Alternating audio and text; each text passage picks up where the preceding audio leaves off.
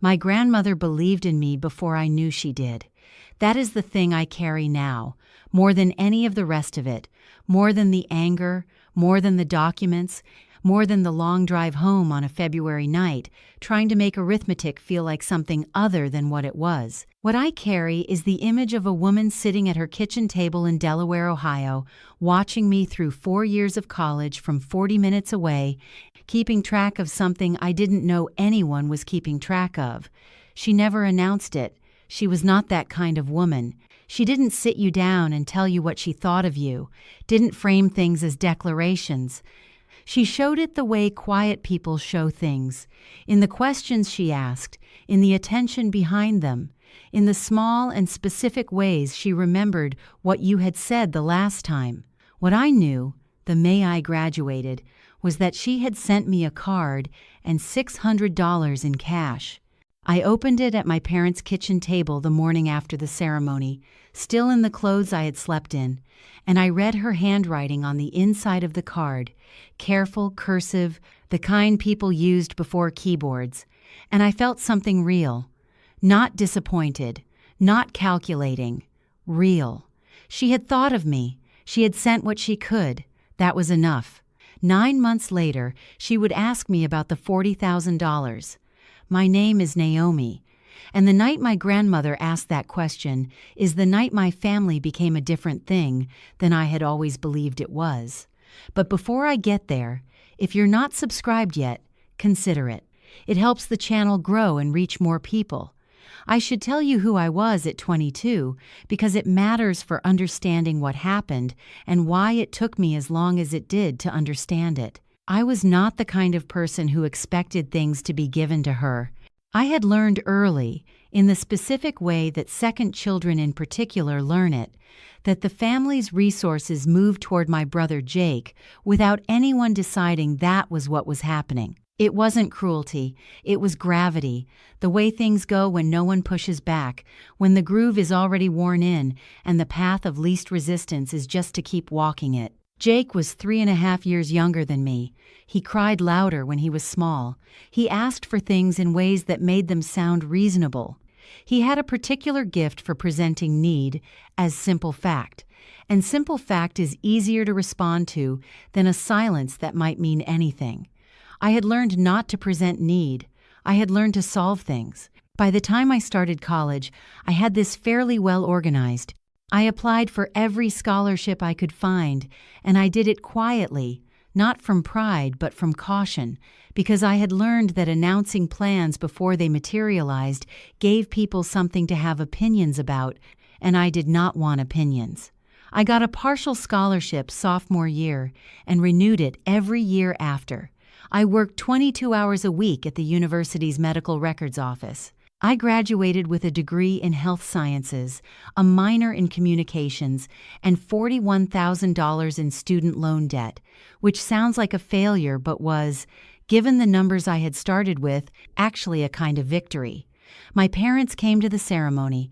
My father stood very straight in the heat and took pictures, and later said he was proud of me. I believed him. He was proud in the way certain fathers are proud, genuinely, but from a distance, the pride of someone who has seen the outcome without watching the process. He hadn't seen the scholarship applications. He hadn't known about the semester I was $300 short on tuition and spent 2 weeks negotiating with the bursar's office before a deposit finally cleared.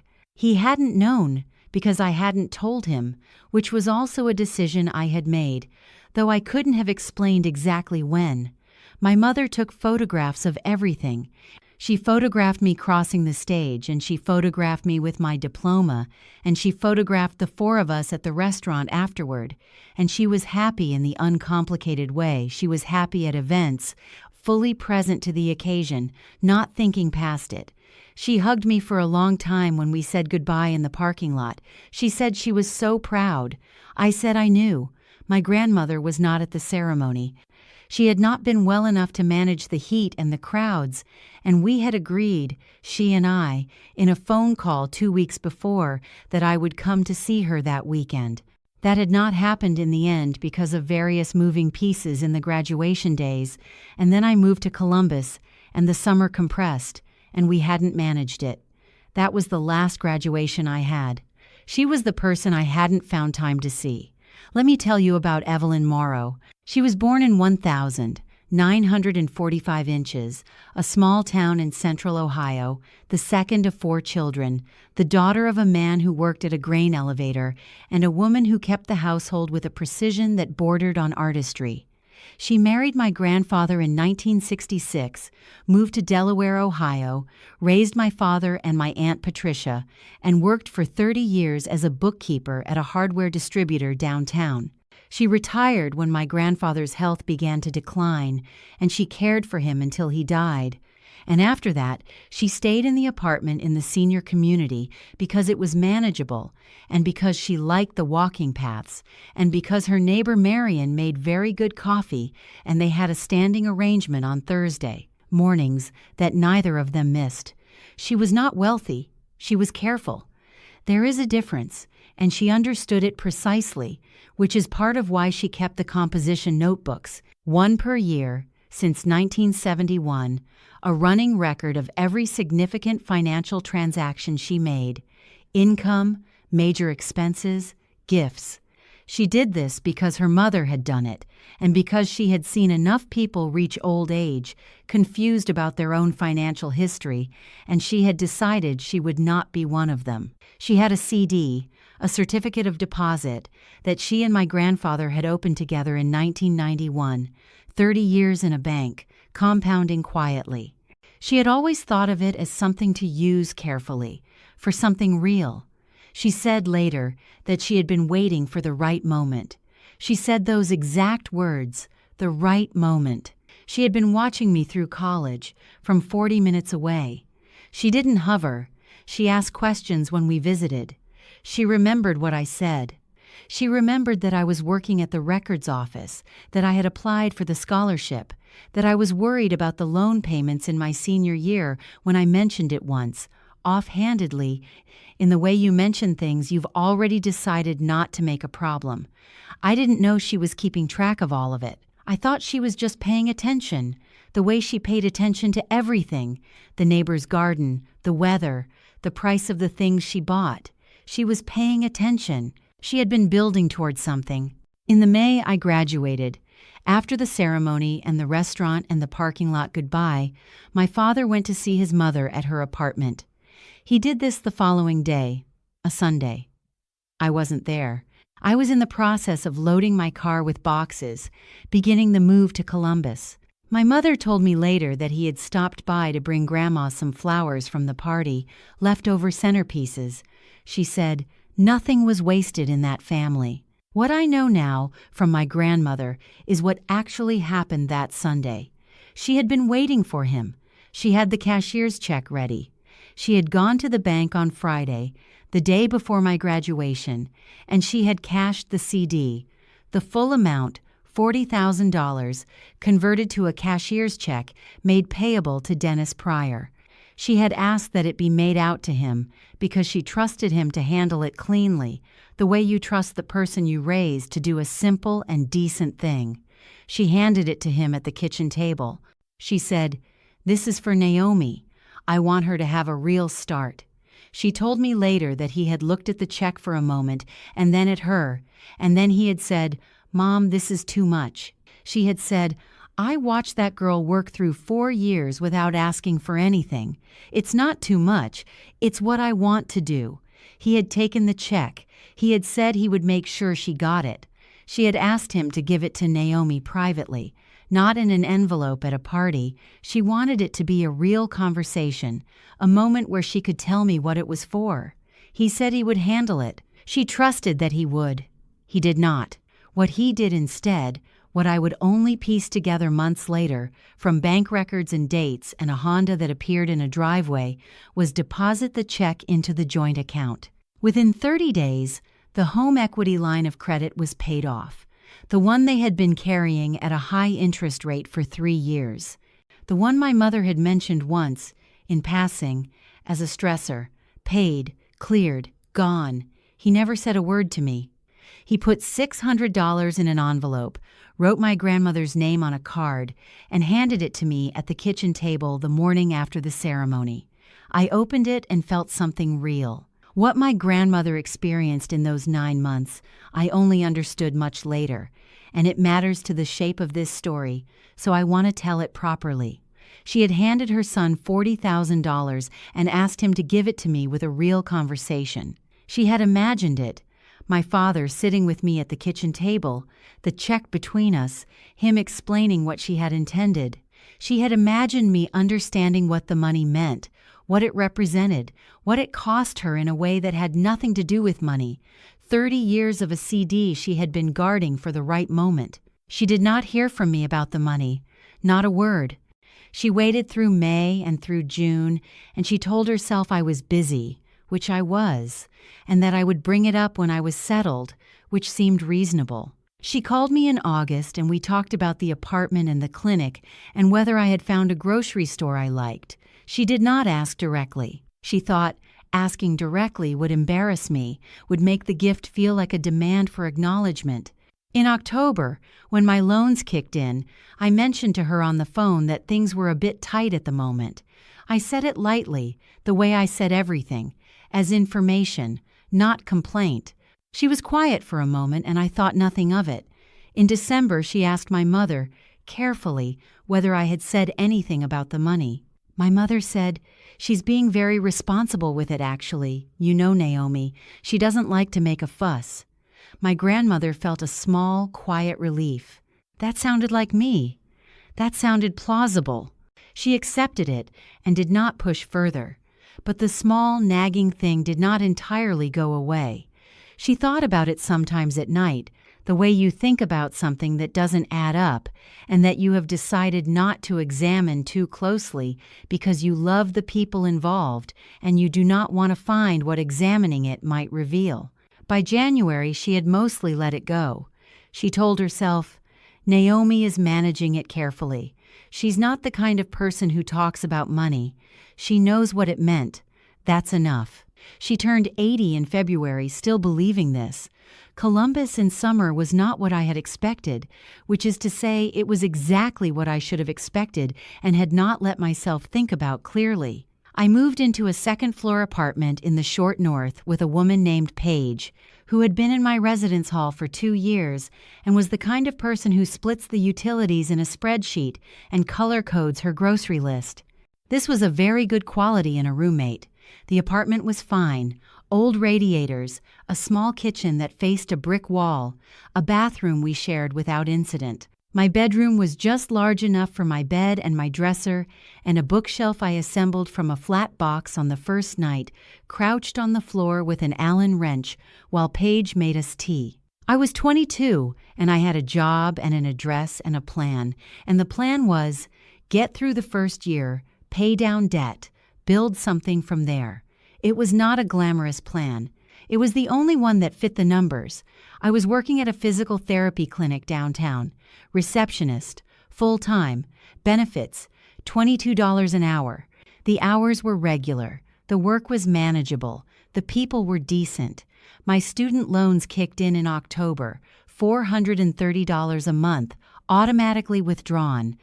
Between rent and loans and utilities and groceries and car insurance and the occasional emergency that falls into every life, I was arriving at the end of each month at approximately zero. Not underwater, zero. I had learned to treat this as a success. What I wanted, and could not yet reach, was a security deposit on a better apartment. Something with a second bathroom. Something where I didn't store my winter clothes under the bed because the closet didn't have room. I had run the numbers. In 2 years, maybe 2.5, I could swing the deposit if I was disciplined. I thought about my grandmother's $600 sometimes in those months. Not bitterly. I thought about it the way you think about something that represents a feeling more than an amount. She thought of me. She sent what she could. I had used the money on a winter coat and 3 weeks of groceries, and both of those things were good uses of it. I called her once a month and she asked about work and the apartment, and I told her honestly that things were fine, that I was building it slowly, that I was okay. She always said, "I know you are, sweetheart. I know you are." I thought she was being kind. I thought she was being the grandmother who encourages you even when she isn't sure. There was a Tuesday in October when I thought about calling my father. I had gotten a bill from the clinic's benefits administrator, a clerical error, a charge that shouldn't have been there, $240, and I had spent 3 days trying to get it reversed, and it hadn't been reversed yet, and my account was sitting at $67 until Friday's direct deposit. I sat on the edge of my bed and looked at the phone, and I thought about calling my father and asking him to float me $200 until the end of the week. I thought about it for about 4 minutes. Then I put the phone down and called the clinic administrator again and asked to speak to someone above the person I'd been speaking to, and I explained the situation carefully and without raising my voice, and by 5 o'clock the charge was reversed. I did not call my father. It wasn't pride, exactly. It was the accumulated knowledge of what asking usually cost me, not money, but the particular weight of being the child who was fine and then suddenly needed something, which changed the way people looked at you, even when it didn't change anything else.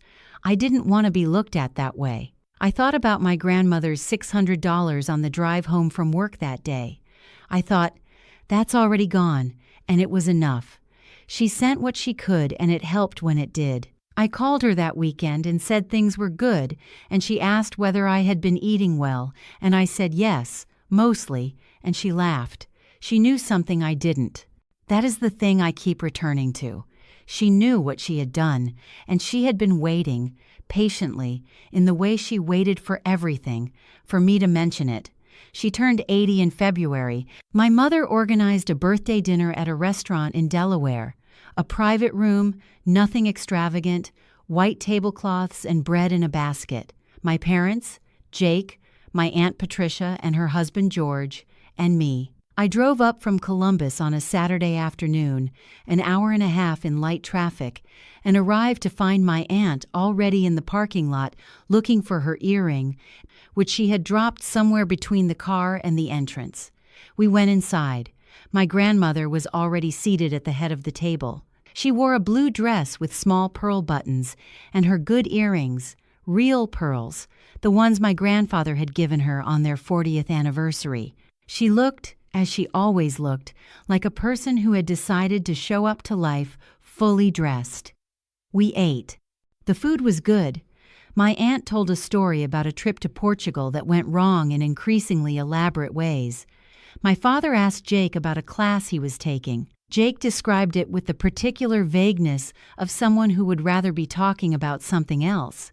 My mother kept refilling water glasses. I ate my fish and answered questions about work when they came and watched my grandmother, across the table, watch everyone. She watched the way she always did, quietly, with nothing in her expression that could be read as evaluation, but with something behind the eyes that was undeniably attentive. She had been watching people at tables for 80 years, and she was very good at it. After dessert, while the others were putting on coats and looking for claim tickets, she put her hand on my arm. She said, "Stay a minute, sweetheart." The others filed out. I sat back down. She looked at me across the white tablecloth and the birthday cake she had eaten only 2 bites of because she didn't like to eat too much sugar in the evenings, which was a decision she had made years ago and applied without exception. She said, "Did the money help you get started? I always hoped it would go toward the apartment." I smiled. I felt the warmth of the question. She was asking because she cared, because she had thought about me in her apartment in the months since the graduation, wondering. I said, "Yes, Grandma, it really helped. It meant so much that you thought of me." She looked at me with an expression I did not immediately know how to read, something careful, something that was holding very still. She said, "The 600?" She stopped. There was a pause that lasted perhaps 3 seconds, which is a long time when you are sitting across from someone who has just said half a sentence and stopped. Then she said very carefully, "Naomi, I gave your father $40,000 for you." The room was quiet in the way empty rooms with good carpet are quiet. I could hear the restaurant on the other side of the door, the low percussion of silverware and conversation, muffled but present. I could hear the heating system. I could hear the particular sound of my own breathing changing. I said, "I'm sorry, what?" She said it again, the same words, $40,000. She had cashed a certificate of deposit, one she and my grandfather had opened in 1991, and had the bank issue a cashier's check made out to my father, with the intention that he would give it to me. She had handed it to him personally at her kitchen table the Sunday after my graduation. She said, "I told him to give it to you directly. I didn't want it to be an envelope at a party. I wanted you to have a real conversation about it, to understand what it was for. He said he would handle it." I was doing something in my head that felt like mathematics but wasn't. It was the feeling of a large number of things rearranging themselves simultaneously into a pattern that was very simple and very terrible. I said, "What was it for? What did you want me to use it for?" She folded her hands on the tablecloth and looked at me steadily, the way she looked at things she had thought about carefully. She said, "I watched you through 4 years. I knew what the loans looked like. I knew you were working while you were studying and not complaining about it. I knew you applied for that scholarship every year without making a production of it." I hadn't told her any of that. I had mentioned it in passing, once or twice, during our phone calls. She had remembered all of it. She said, "I wanted you to have a real start, not scrambling at zero. A start where you had room to breathe and make real choices. That's what it was for." I sat with that for a moment. Then I said, "Do you still have the receipt?" She said, "I keep everything. I drove home to Columbus in the dark, and I want to be honest about what that drive was. I told myself, in the first 20 minutes, that there had been a mistake, a misunderstanding. My father had intended to give me the money, and something had intervened, an emergency, a complication, something that made sense and that I simply didn't have the context for yet. I gave that thought the time it deserved, which was not much, because the arithmetic did not leave much room for it. $40,000, 600 delivered, 39,400 unaccounted for. I thought about the home equity line. My mother had mentioned it once, in passing, at Thanksgiving. The way you mention something you're relieved is resolved, that they had finally cleared that debt. She had said it lightly, the way you say things when you're happy and don't want to oversell the happiness. I had not thought about it then. I thought about it now. I thought about Jake's car, a used Honda, 3 years old, clean and reliable, that had appeared in the driveway in September, 2 weeks before Jake started his first year of college. My father had said they'd found a good deal. My mother had said Jake needed it for practice, and the schedule was complicated, and it just made sense. I had looked at the car and thought, good for Jake. I had genuinely thought that. I had not thought to ask where the deal had come from or what a good deal on a used Honda actually cost, because those were not things I had been in the habit of asking. I was doing the arithmetic now. I thought about the course I had wanted to take in the fall, a medical record certification that would have moved me into a better paying position at the clinic within the year. $800. I had called my father in September and mentioned it, carefully, not as a request exactly, more as a question about whether it might be possible. He had said things were a bit tight right now. He'd said it with what sounded like genuine regret. You know how it goes. The timing's just not great. And I had said, of course, no problem, and paid for the course myself in 3 installments over November, December, and January, which meant 3 months of not being able to put anything into savings. Jake's car had appeared in September. The certification conversation had been September. I sat with that for a while on the highway, in the dark, with the heater running loud. I drove. The road was empty, and the heater in my car ran a little loud, and outside the windows the Ohio countryside was dark and flat and going nowhere. By the time I reached Columbus, I had stopped trying to find other explanations. I called my grandmother the next morning. She had already gone to the file drawer. She had the composition notebook from the previous year open on her kitchen table. In May, in her careful handwriting, CD cashed, $40,000. Cashier's check to Dennis for Naomi, graduation. Told him to give it directly. He will handle. She also had the bank statement from that month, which she had filed in a manila envelope marked with the year, which sat in the bottom drawer of the file cabinet along with every other year going back to 1978. I asked if she would let me photograph the documents. She said, "You come and get what you need." I drove to Delaware on a Tuesday. She made tea. She set the notebook and the bank statement on the kitchen table, and I photographed both of them with my phone while she sat across from me and did not say anything unnecessary. When I was done, she said, "I should have given it to you directly. I know that now." I said, "You trusted your son to do something simple. That's not your mistake." She said, "No, but it was mine to fix." She said it quietly, as a fact, in the tone she used for things she had already decided. I asked her not to say anything to my father until I had spoken with him.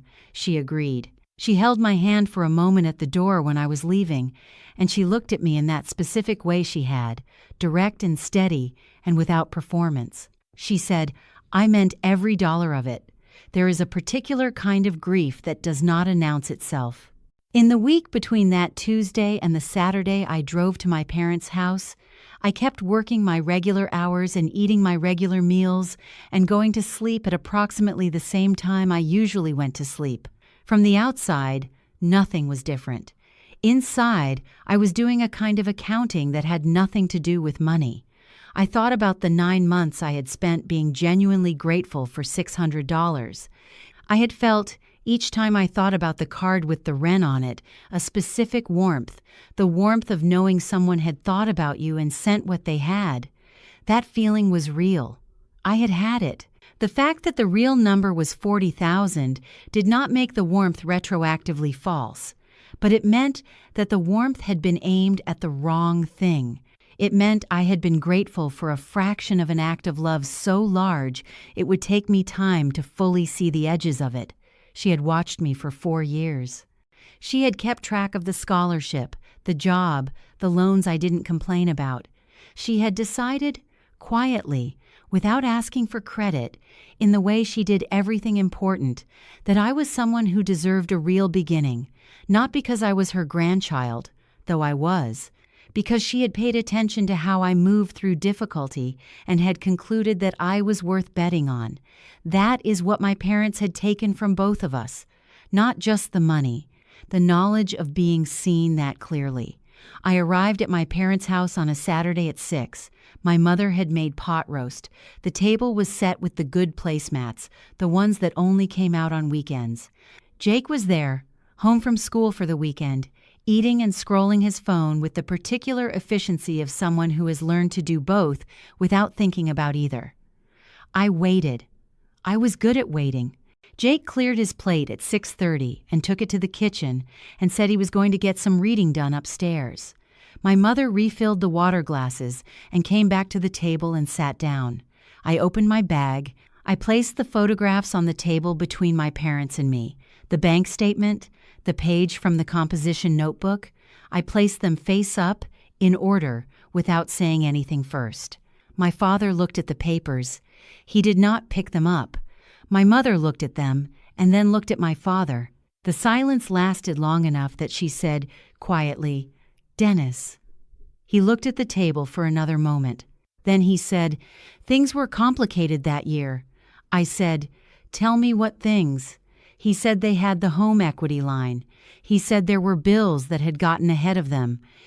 He said he had meant to put the money aside for me, to hold it and give it to me when there was more stability, when he could hand it over properly. He said then Jake was starting college in the fall, and the car became a necessity because of a schedule issue, and then the tuition and the first-year costs were adding up, and he could see how fast the money would need to go, and there was never a moment that felt like the right moment. I said, "Mom told Grandma I was being responsible with it." My mother said without looking up. I didn't want to worry her. I looked at her for a moment. She looked back at me with the expression of someone who has told herself a story so many times that it has become the only story she knows how to tell. We were protecting her. We were going to fix it. It wasn't the right time. I said, "Did you ever plan to tell me?" Neither of them answered. My father looked at the placemats. My mother looked at her water glass. I gathered the photographs. I put them back in the folder.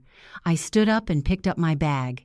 My father said, "Naomi, we can work something out." I said, "I know." I walked to the front door and I opened it and I went out into the cold and I got in my car and I drove back to Columbus. I did not cry until I was on the highway, and then I did, briefly, and then I stopped because the road required attention. I called my grandmother that night. I told her what my father had said. She listened without interrupting. When I finished, she was quiet for a moment. Then she said, "I'm sorry, sweetheart. You should have had that money from the beginning. I said it wasn't her fault." She said, "No, but it's mine to fix."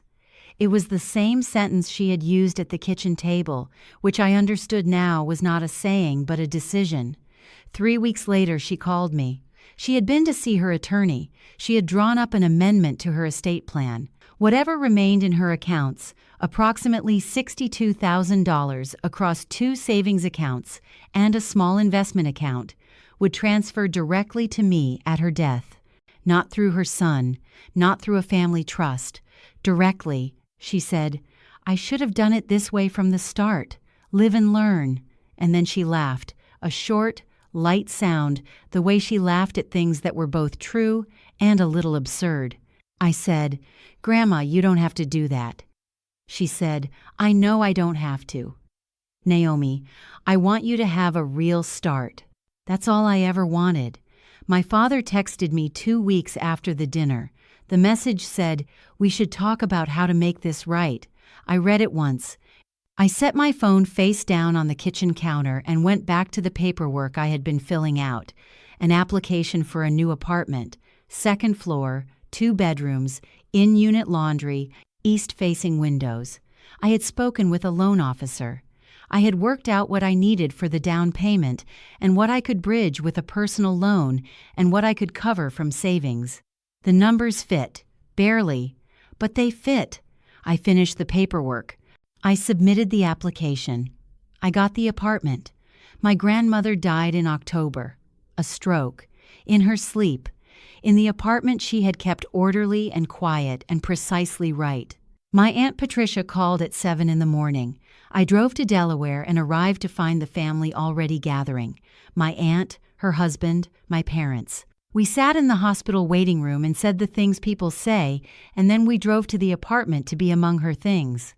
The composition notebooks were lined up on the shelf, one for every year since 1971. The photographs were dusted. The file drawer was labeled. My father and I did not speak to each other, not about anything that mattered. We existed in the same rooms and took turns being useful and gave each other the wide distance the situation required. Before I left, I sat for a few minutes in the chair by the window, the one she always sat in, the one that faced the walking path outside. I held her teacup, which someone had washed and set back in the cupboard and which I had quietly retrieved, and I thought about all the times I had sat across from her while she asked me real questions. She had been paying attention. She had been paying attention all along. The estate settled the following spring. The $62,000 transferred to my account in April. Clean and direct, as she had specified. My father did not contest it. I had expected, in some part of myself, that he would call and tell me it wasn't what she would have wanted, that the family should sit down and discuss it.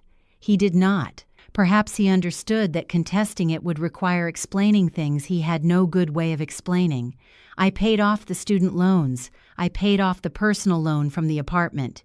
I put the remaining $40,000 in a savings account where it has been sitting, waiting, while I decide what to do with it carefully. Every month when I look at the balance, I think about a woman in a 2-bedroom apartment in Delaware, Ohio, keeping a composition notebook and watching from 40 minutes away and deciding, at some point, that I was worth the whole CD. She was right about me. I know that now. not from arrogance, from the specific feeling of someone having believed in you in a documented, irreversible way and turning out to have been correct. I still have the card, the one with the wren on it. You worked hard. I'm proud of you. Love, Grandma Evelyn. I put it in a frame at some point. I can't remember exactly when. Sometime in the fall after she died. It's on my dresser. The same dresser that was in the apartment with Paige. The one that moved with me when I moved. The one that will probably move with me again. My parents haven't apologized. I stopped expecting them to sometime around December. What I have instead is this. An apartment that is mine, with east-facing windows that let in the light in the morning in a way I find every single time quietly extraordinary. A savings account with a number in it that represents something more than money, a card on my dresser from a woman who paid attention when I did not know anyone was paying attention. She believed in me before I knew she did. I know now. I make myself a cup of tea in the evenings, and I sit by the window, and the apartment is mine, and the light comes in from the east in the morning, and that is exactly enough. Fim